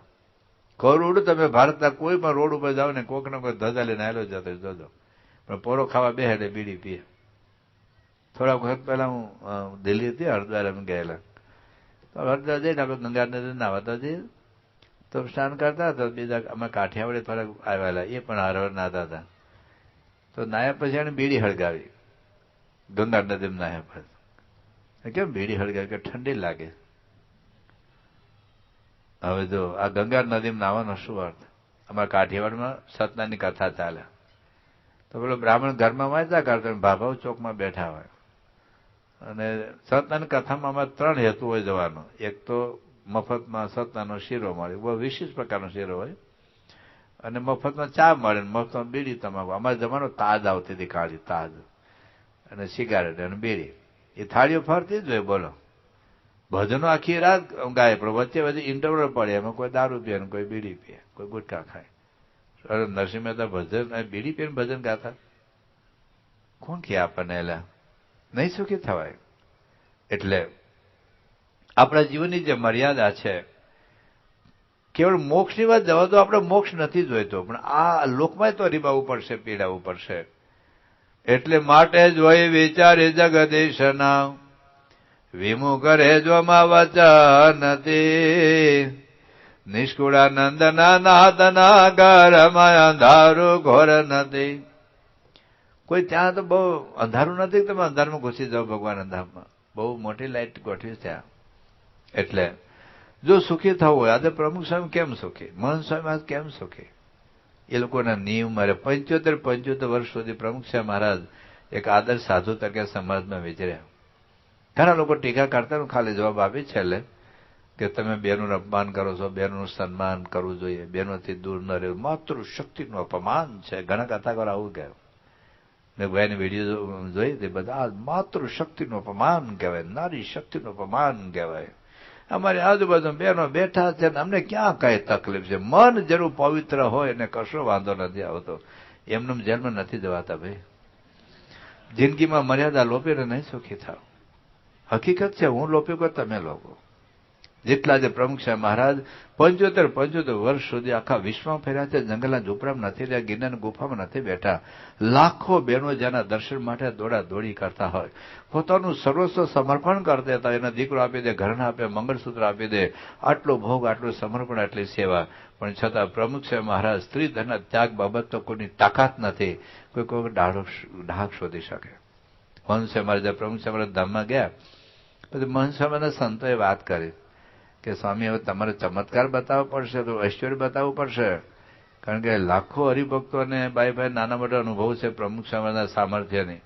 વર્ષો સુધી 50, 60, 70 વર્ષથી પ્રમુખ સ્વામી જોડાયેલા છે, તો આપનો સ્વીકાર કેવી રીતે કરશે? તો આપણે થોડોક ચમત્કાર ઐશ્વર્ય બતાવો તો પછી આપણામાં જોડાય. તો મહંત સ્વામી મહારાજ કે મને ચમત્કારની કઈ ખબર ન પડે, અમારા પંચવર્તમાન જોઈ લો. આમ ચોપડો ફેંકો, જોઈ લો અમારું પંચવર્તમાન. પંચવર્તમાન એટલે સાધુના નિયમ છે, નિષ્કામ, નિર્લોભ, નિસ્વાર્થ, નિસ્નેહ, નિર્માણ. આ સાધુના જ નિયમ છે. યોગી બાપાને એક હરિભક્ત કહ્યું, સ્વામી મને મનુષ્ય ભાવ આવે. અરે મૂળ યોગી બાબા આશીર્વાદ આપ્યા હશે ને આશીર્વાદ નહીં ફેરાય, એટલે મને મનુષ્ય ભાવ. યોગી બાબા કે અમને ચમત્કાર બતાવતા ન આવડે, જો અમારે પંચવર્તમાન ખામી હોય તો તમારે જોડે મારું માથું, જોડે મારું માથું મારજો, મારા માથા પર મારજો, જો અમારા પંચવર્તમાનમાં ખામી હોય તો. ટૂંકમાં એક નાની પણ આજ્ઞા પ્રમુખ સ્વામી મહારાજ કેટલા દુનિયાભરમાં કોઈની મોહબતમાં લેવાયા નથી. અમેરિકાના રાષ્ટ્રપ્રમુખ બિલ ક્લિન્ટનને મળવાનું હતું, એટલે સ્વામી પહેલી શરત આ મૂકી, એની સેક્રેટરી આપણે સાથે ન આવે, બાકી આપણે કોઈને મળવું નથી, આપણે સારંગપુર સરપંચ મળી લઈશું, પૂરું થયું. પણ અને એ લોકો સ્વીકાર્યું. ઘણી વખત આપણા હિન્દુઓ જ ના પાડે. હમણાં દુનિયામાં અમને કહેનાર હિન્દુઓ છે તમે બેનું અપમાન કરો, દુનિયાભરમાં અમને કોઈ કહેતું અમે કહી દેવું અમારો નિયમ છે, okay your follow your rules, કોઈને કઈ પ્રશ્ન નથી. પેલા ભાઈ ન કીધું સારું ઓકે. આપણા લોકોને લવ પતી કે દારૂ પાવો જોઈએ, પેલો તો ન માને ગયું, સમજ્યો. પેલા માગ્યું ખરું વિસ્કી છે તમે ઘરમાં ગણાવે નથી, બંધ થઈ ગયો કાર્યક્રમ, તો ઓકે. પણ ગુજરાતી હોય ને ભટકાય ને આખી દુનિયામાં, એને જ પ્રશ્ન છે ભાઈ તમે બેનું અપમાન કરો છો, તમે બેનું તિરસ્કાર કરો છો, તમે આકાશમાં પહેર્યા, તું ક્યાં આકાશમાં પહેર્યો છે? પણ કોઈ અમે તો દુબઈ અબુધાબી બેરીને ત્યાં મુસ્લિમ દેશોમાં ગયા, એરપોર્ટ ઉપર એ લોકો લેડીઝ હોય, અમારો પાસપોર્ટ અમને વીઆઈપી લોજમાં બેસાડી દે, અમારો પાસપોર્ટ એ લોકો લઈ જાય, આરબ લોકો લઈ જાય, અને સિક્કો મરાવીને અમને વીઆઈપી લોજમાં લાવીને ત્યાંથી બહાર મોકલે. અમને જિંદગીમાં કોઈ, હું તો બધી કે દુબઈ અબુધાબી બેરીન મસ્કત બધી ગયા, કોઈ મને કીધું નથી. પ્રમુખ સાહેબ દુનિયા દેશમાં ક્યાં કોઈ કીધું છે? હા, નિયમ આપણે કેવો પડે, આ મારો નિયમ છે. પ્રમુખ સાહેબ અમારે 84માં પોપને મળવા ગયા, શરત આપણે આ મૂકી કે ભાઈ મુલાકાત તો જ ગોઠવાશે કે એ હોલમાં લેડી, એનો તો 4 માળનું બિલ્ડિંગ છે પોપનું, તો આખા બિલ્ડિંગમાંથી લેડીઝ બહાર કાઢને. આપણે સ્વામી કે આપણે એવું ક્યાં કીધું હતું? આપણે તો એવું કીધું હતું કે જે રૂમમાં મુલાકાત હોય એ રૂમમાં ન આવવા જોઈએ, અને લોકો સ્વીકાર કર્યો. અને અમુક લોકો ના સ્વીકાર કરતો સ્વામી મળતા નથી. નેલ્સન મંડેલા મળવું એક જિંદગીનો લાવો કહેવાય. આમ તો સ્વામી કઈ એવું ના પાડ્યું હોય, પણ એમાં બિચારા સંસ્કાર થાય. એટલે ત્યારે હરિભક્ત ગોઠવ્યું કે આપણે નેલ્સન મંડેલા સાથે સ્વામીને, એને બિચારા 27 વર્ષથી જેલમાં કાઢ્યા છે. કોઈ એક દેશ માટે એક વ્યક્તિએ દુનિયામાં સૌથી વધારે ત્રાસો હેઠો હોય તો ઇટ ઇઝ નેલ્સન મંડેલા. એને જેલમાં જોવા ગયા હતા, પણ એટલો ભયંકર ત્રાસ. પણ એ નેલ્સન મંડેલા જયારે છૂટ્યા હતા, આખા દુનિયાભરમાં વિશ્વવ્યાપી એનું સન્માન હતું. એટલે હરિભક્તને એવું હતું કે આપણે સ્વામી એને મળે તો એના આવા સંતના દર્શન થાય, તેના કઈ સંસ્કાર થાય. એટલે સ્વામી શરત આટલી મૂકી કે એનો સેક્રેટરી કોઈ આપણે રૂમમાં લેડીઝ ન હોવી જોઈએ. એની સેક્રેટરી લેડીઝ હતી, અને બહુ સમજાયું પણ માને જ નહીં કે ના હું તો સાથે જ રહું. પછી એને એક જો હું મને ન લઈ જાવ તો સાથે, તો પ્રમુખ સ્વામી એકલા જ હોવા જોઈએ. મંડેલા એકલા, પ્રમુખ સ્વામી એકલા, બે ભેગ એકલા જઈને કરે હું. સ્વામી એનો અંગ્રેજી સમજે નહીં, એ ગુજરાતી સમજે નહીં. પછી આપણે મુલાકાત કેન્સલ કરી. સ્વામી રાજી થયા કે નહીં આપણે કંઈ કરવું નથી. નિયમ લોપીને બાબાના આંખની સર્જરી હતી, અચાનક આવી આંખો જતી રહેવી 100% શક્યતા હતી. સ્વામી કે દેશમાં ઓપરેશન કરશું, પણ નર્સ કોઈ હોય લેડીઝ નર્સ તો નહીં ફાવે. બાયપાસ સર્જરી વખતે પણ આ કડક નિયમમાં રહ્યા. ટૂંકમાં આટલી મોટી સંસ્થા હોવા છતાં પ્રમુખ સાહેબ નામે એક પૈસો નહોતો, એક પૈસાને કઈ આઈડિયા નથી. કદાચ ભૂલમાં કોઈ હાથમાં મૂકી સ્વામીએ 25 વખત હાથ ધોઈ ના કર, નાની આજ્ઞા પણ. એટલે જો સત્પુરુષ એ તો સંત છે, તો સંતની આજ્ઞામાં રહે છે, તો આપણે આપણી આજ્ઞામાં રહેવાનું.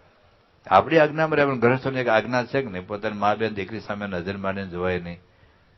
આપણે હિન્દુની પરંપરા છે, તો પિક્ચર ક્યાંથી જોવાય એટલું નક્કી કરો, ચાલો પિક્ચરો જોવાય.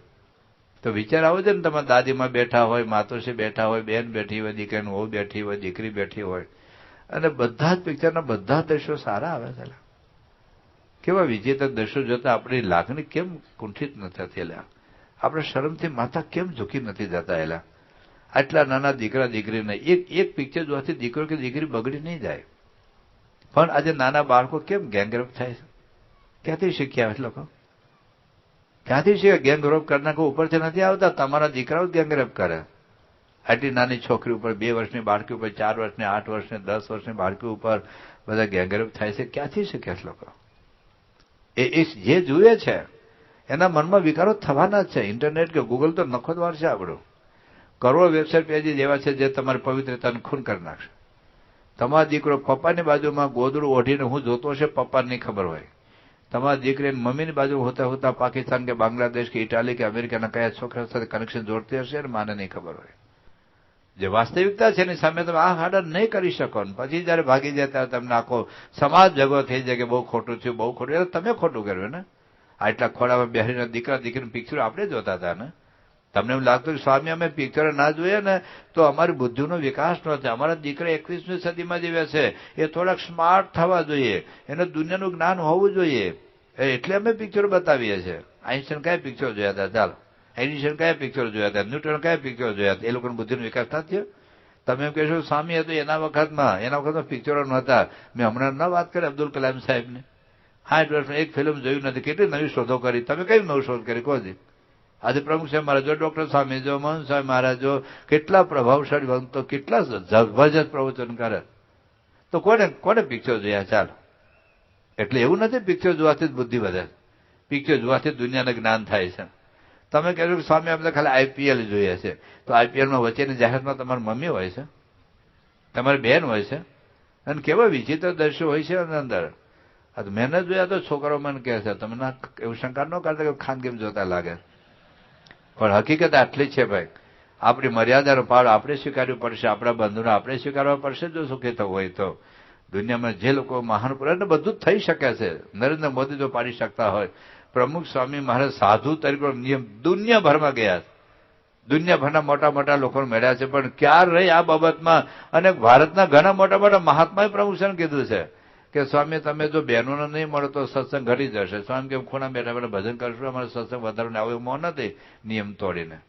કેટલા મોટા મોટા મહાત્માએ સ્વામીને કીધું છે. મોટા મોટા રાજકીય નેતાઓએ કીધું છે કે સ્વામી તમે એકલા બોલો ને સંતો બોલે ના બોલે, તમે એકલા બોલો. સ્વામી અમારા મહારાજની આજ્ઞા નથી.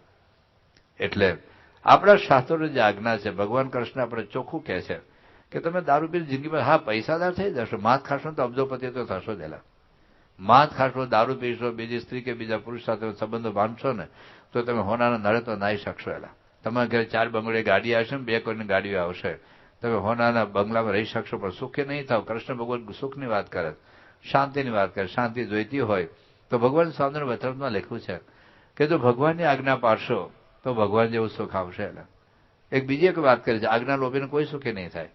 એટલે પેલી બાબત આ છે કે આપણા જીવા જે નિર્ણય કરો. બસ ઘણી તમે એમ કહો સ્વામી અમારે છૂટતું નથી. એટલે શું છૂટે નહીં? અમે સંસાર મૂકી દીધો. એટલે તમે બીડી નહીં છૂટે? સંસાર મૂકી દીધા સંતો 1000 સંતો છે, જોઈ આવજો. એમ કોઈ ભિખારી નહોતા, ખાવા નહોતું મળે, નોકરી નહોતી મળી, છોકરી નહોતી મળી, એટલે સાધુ થયેલા. 5-5, 10-10 લાખ રૂપિયા, 15-15 લાખ રૂપિયા પગાર લોકો છોકરા સાધુ થયા. હા બિચારા છોકરા પડે. સાધુ તો હેલું નથી ભાઈ, છોડવાનું છે. તમે કહેશો સ્વામી સાધુ તો હા હેલું છે ને, બેઠા બેઠા લાડવા ખાવાનું, એસી ગાડીમાં ફરવાનું તો આવી જવાનું. આવી દો હાલો. સાધુ તો હેલું હોય. 60 વર્ષે બીજી વાર લગ્ન કરે, 70 વર્ષે ત્રીજી વાર ટ્રાય કરે. સમજો તમે? આ ધોળાવાળા કાળા કરીને ગરબામાં જાય છે, માતાને રાજી કરવા નહીં, આંખો ટાઢી કરવા. આ હેલું નથી. આ સંસાર છોડવાનો છે. પણ આપણી તાકાતે નથી છૂટતું, સત્પુરુષની તાકાતે છૂટે. 1 ટનનો પથ્થર અગાસી પર લઈ જાઓ ને તો તમે ટેન્શન વધી જાય. પણ તમને ખબર હોય છે દુનિયામાં ક્રેનની શોધ થઈ ચૂકી છે. તો એક નાનો બાળક પણ 1 ટનનું પથ્થર અગાસી પર લઈ જાય. આથી તમારા પપ્પા હોય, અહીંથી ત્યાં આપણે તિથલ મંદિરે ઉભા હોય, તમે અહીંથી હાથ પાડો, એ પપ્પા તો સાંભળે. પણ પપ્પા અમેરિકા હોય, એટલો નાનો મોબાઈલ હોય તો પપ્પા સામે તમે વાતો કરી, એટલે જોતા જોતા વાતો કરી શકો. પપ્પા તમને પપ્પાને જોઈ શકો. આ ટેકનોલોજી છે, એમ સત્પુરુષ છે ટેકનોલોજી. ભગવાન ને સંતના બળે બધું થઈ શકશે. તમે નિર્ણય તો કરો. નિર્ણય કરો. તમારે રીબાવું છે કે સુખી થવું છે? પતિને દુઃખી કરવા કે સુખી કરવા છે? બાળકને બરબાદ કરવા છે કે સુખી થવું છે? તો એક નિર્ણય કરો, મારે છોડવું જ છે. નક્કી કરો, બસ ગમે તે હોય તો થશે. અને એ માટે પ્રાર્થના કરો. 60 લાખ રૂપિયાનો દારૂ પીનાર એક શબ્દથી સુધારે છે પ્રમુખ છે મારા. નહીં ભાગવતની કથા ને રામાયણની કથા ને ગીતાના પ્રવચન. તમે સંકલ્પ કરો, ગમે તે જગ્યાએ હશો તો પ્રમુખ સાહેબ મહંત સ્વામી સાંભળે છે. અને નિર્ણય કરો અને પ્રતિજ્ઞા કરો. એટલે પેલી વાત ભગવાન આ કહી કે જેટલું આપણા નિયમ, કોઈ પણ જો શોર્ટકટ લેવા જશો ને પૈસા નો હોય તો દુઃખી થવાનો. 2 વખત છૂટકી જશો, 10 વખત છટકી જશો, 25 વખત છૂટકી જશો, કાયદાના બંધનમાં આવ્યા રહેવાશે નહીં. તો સરકારી કાયદા પાડો, ગમે તે કાયદા હોય, ટ્રાફિકના કાયદા પાડો, શાસ્ત્રના કાયદા પાડો. કાયદા પાડીશું તો જ આપણે સુખી થઈશું, તો જ આપણે શાંતિ રહેશે, તો જ નિર્ભયતા રહેશે. બારણું ખગડશું તો બીક લાગશે કે કદાચ રેટ પાડો આવ્યા હશે તો. ખાલી બારણું ખગડે તમે હારો જ આવવાનું હોય બોલો, પણ તોય આપણે બીક જ લાગ્યા. શું એ બીક ન કરવાનું? એલા તમે અબજો રૂપિયા કમાવો તો સુખી ન થતા. એ સ્વામી કહે છે કે કરોડપતિ કોઈ હોનાને કઢી પીતો નથી. ખોટું લઈને, ખોટું દઈને, ખોટું દબાવીને, કોકને બાટલીમાં પૂરીને મૂછ મારીને પૈસા લેશો, શું કરશો? એટલે પ્રમુખ સમાજે મુંબઈમાં બોલેલા કે અનિતિથી મેળવેલા લાખ રૂપિયા તમને 1 રૂપિયાનો સંતોષ નહીં આપે. અને નીતિથી કમાવાનો 1 રૂપિયો તમને સંતોષ આપશે. મેં જિંદગીમાં કોઈને છેતરા નથી, ખોટું કર્યું નથી, ખોટું લીધું નથી, ખોટું દીધું નથી, ખોટું કર્યું નથી.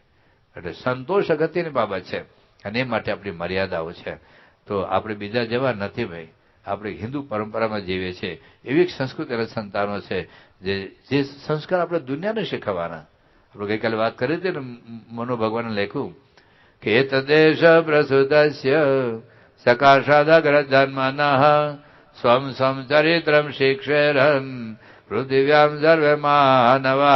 આખી પૃથ્વીના લોકો આપણી પાસેથી શીખે કે પતિ હોય તો કોણ આના જેવો, પત્ની હોય તો કોણ આના જેવા, મા બાપ હોય તો કોણ આના જેવા. એવા ભાઈ બનો ભરત અને લક્ષ્મણ જેવા, એવા પતિ બનો રામ જેવા, એવા પત્ની બની સીતાજી, અંશુય, સાવિત્રી, દમયંતી જેવા, એવા રાજા બની પ્રધાન થવું એ પાપ નથી. ચૂંટણી લડવી એ કુકર્મ નથી ભાઈઓ. આપણે ત્યાં રાજાઓ હતા હરિશ્ચંદ્ર જેવા, આપણે ત્યાં રાજા હતા નળ રાજા જેવા, આપણે ત્યાં રાજા હતા રામ કે કૃષ્ણ જેવા, આપણે ત્યાં રાજા હતા રંદેદેવ જેવા. એવા જો રાજાઓ દેશના હોત ના સોનાના રસ્તા થઈ જતા આખા ભારતમાં. પણ દેશને લૂંટવા માટે હતા એવા આપણે ત્યાં. સરદાર પટેલ નહોતા, મૃત્યુ પામ્યા ત્યારે 216 રૂપિયા હતા. એટલે કર્મસદા મકાનની બારી બદલાની નથી પોતે, ગૃહ મંત્રી હોવા છતાં 562 રાજાઓને સાલિયાને સરદાર પટેલ અપાવ્યા. એને 1 રૂપિયામાંથી ખાધો નથી. વિચાર કરજો, ભારતના ડેપ્યુટી પ્રાઇમ મિનિસ્ટર હતા. અત્યારે તમે જુઓ ને, એક વખત ભારતના વડાપ્રધાન લાલ બહાદુર શાસ્ત્રી હતા. એનો દીકરાનો દીકરો. જો કાયદો એટલે લાંચ ના લેવાય, ભ્રષ્ટાચાર ના થાય. જો લાલ બહાદુર શાસ્ત્રીનો દીકરાનો એ વડાપ્રધાન હતા. અને દીકરા કે મારી સ્લેટ તૂટી ગઈ. પેલા તો પાર્ટીમાં લખતા હતા, કાને કાંઈ ઘૂંટતા હતા. એટલે દાદાએ શું કીધું? એમ દાદા એટલે લાલ બહાદુર શાસ્ત્રી કે મારી પાસે પૈસા નથી, પગાર આપશે ને તો પછી હું તને સ્લેટ લઈ દઉં. એટલે ભારતના વડાપ્રધાન પાસે એક, અને એ વખતે પાર્ટીના કેવા 100, 200, 500 કદાચ 2 રૂપિયાની પાર્ટી આવતી હશે વખતે, પાર્ટી એટલે સ્લેટ.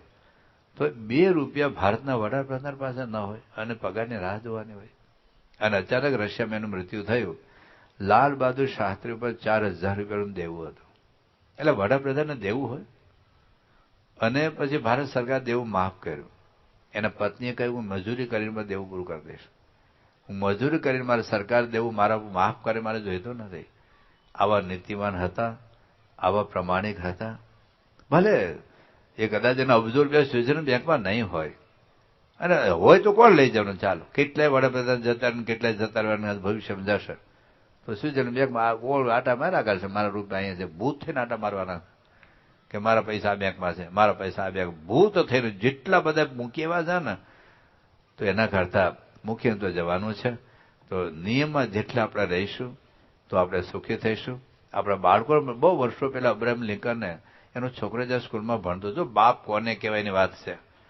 એ અબ્રાહમ લિંકનનો દીકરો જ્યારે સ્કૂલમાં ભણતો હતો ત્યારે પ્રિન્સિપાલે એ અબ્રાહમ લિંકનને, એ તો અમેરિકાના રાષ્ટ્રપ્રમુખ હતા, તો એને સ્કૂલમાં એને પત્ર લખ્યો કે સર, તમે મારા દીકરાનું ફિઝિક્સ કેમિસ્ટ્રી બાળ્યું હતું. આખું અંગ્રેજીમાં પત્ર છે, મારી પાસે પત્ર છે સારંગપુરમાં, પણ એનો ભાવાર્થ એવો છે, એમાં લખ્યું કે તમે મારા દીકરાનું ફિઝિક્સ કેમિસ્ટ્રી બાળ્યું એ તો બધું ભણાવી શકશો, but sir if you can, જો તમે ભણાવી શકો મારા દીકરાને એવું ભણાવો કે અનિતિથી મેળવેલા $5 કરતા પરસેવાથી મળેલા $1ની કિંમત વધુ હોય છે. અનિતિથી મેળવેલા $5 કરતા નીતિથી મેળવેલા, પુરુષાર્થથી મેળવેલા $1ની કિંમત વધુ હોય. બીજી વાત શું કરી કે મારા દીકરાને ભણાવી શકો સર એવું ભણાવો કે ચોરી કરીને પાસ થવા કરતા મહેનતથી નાપાસ થવું વધારે સારું. અત્યારે તો ખબર છે ગુજરાતમાં મમ્મી મદદ કરે ચિઠ્ઠીઓ લખવા, મમ્મી ને પપ્પા ને બેન ને ભાઈ. હવે તો બધા 10 કે 12 પેલા સીસીટીવી મૂકી દે એટલે હેરાન થઈ ગયા છે લોકો. પણ આને બાપ કહેવાય. એટલે આપણા બાળકો એવા હોવા જોઈએ કે અમેરિકા જાય, રશિયા જાય, કે ચાઇના ઉપર જાય, કે ચંદ્ર ઉપર જાય, તમારો દીકરો જિંદગીમાં દારૂ પીતો ન થાય, બીડી પીતો ન થાય, દીકરી દારૂ પીતી. ગુજરાતમાં અને ભારતમાં કેટલી છોકરીઓ દારૂ પીએ તમને ખબર? આ 31 ડિસેમ્બર અમદાવાદમાં એક રાતમાં 5 કરોડ રૂપિયાનો દારૂ પીને છોકરા છોકરી નફ્ફટ થઈને નાચેલા હિન્દુ છોકરા છોકરીઓની વાત કરો. એક રાત એ કોઈના મા બાપને કંઈ ખબર નહીં મારી દીકરી દારૂ પીએ છે, મારો છોકરો દારૂ પીએ. એટલે આપણા સંસ્કારો આ છે. જો સુખી થવું હોય, જો શાંતિ જોઈતી હોય તો ભગવાન કદાચ ભૂલ હોય તો સુધારો. ભૂલ થાય ના થાય એવું થોડું છે ભાઈ, તું એનું જ માન. પણ સુધારવું એ આપણી દાનત હોવી જોઈએ. સુધારી શકાય છે એવો વિશ્વાસ હોવો જોઈએ. અને આવા સત્પુરુષના બળે, પ્રમુખ સાહેબ મહારાજના બળે, આવા સંતોના બળે આપણે ખરેખર ગમે તેવા આવીશું તો સુધરી શકશે. ભાઈની વાત આપણે તિથલ જન્મ જયંતિ વખતે એના હાર તોરા કરેલા. કેટલું પતિત જીવન હતું. 60 લાખ રૂપિયાનો દારૂ એને પીધેલો. લગ્નની પહેલી રાતે એને પત્નીને ઢોર મારો. એને મને 2 કલાક આખી એનો હિસ્ટ્રી કીધેલો. એના પત્ની સ્વામિનારાયણ સત્સંગ. એક બાઈ સત્સંગી હોય તો કેટલું આખું કુટુંબ પરિવર્તિત થાય છે ખબર પડે. એને મને કીધેલું કે પહેલી, અને જયારે નાનો બાળક હતો ને, જન્મ પછી 6ને દિવસે એના પિતા એના જીભ ઉપર દારૂ ટીપા 2 મૂક્યા હતા. આ જો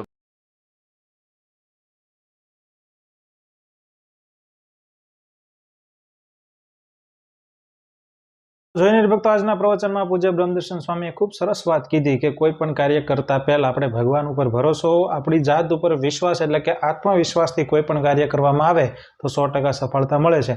માત્ર શારીરિક પરિશ્રમથી સફળતા મળતી નથી. એના માટે ભગવાન ઉપર વિશ્વાસ અને 100% ઈમાનદારીથી કોઈ પણ કાર્ય કરવામાં આવે તો સફળતા મળે છે. પૂજ્ય યોગીજી મહારાજના જે જીવનના પ્રસંગો છે કે BAPS સંસ્થાને જ્યારે સ્થાપના કરી ત્યારથી લઈને અત્યાર સુધી સ્વામીએ એક ચિત્ત, એકાગ્ર મન અને બધાને સાથે લઈને રહેવાનો જે ભાવ છે એના થકી આજે BAPS સંસ્થા વિશ્વવ્યાપી બની છે અને લાખો લોકોને એને કલ્યાણ પણ કર્યું છે. ખૂબ સરસ વાત પૂજ્ય બ્રહ્મદર્શન સ્વામી આજના પ્રવચનમાં કરી. તો આવા જ પ્રવચનો જોવા માટે અમારી ચેનલને જરૂરથી સબસ્ક્રાઇબ કરો, વિડીયો લાઇક કરો, વિડીયો શેર કરો. તો મળીએ એક નવા જ પ્રવચનમાં. ત્યાં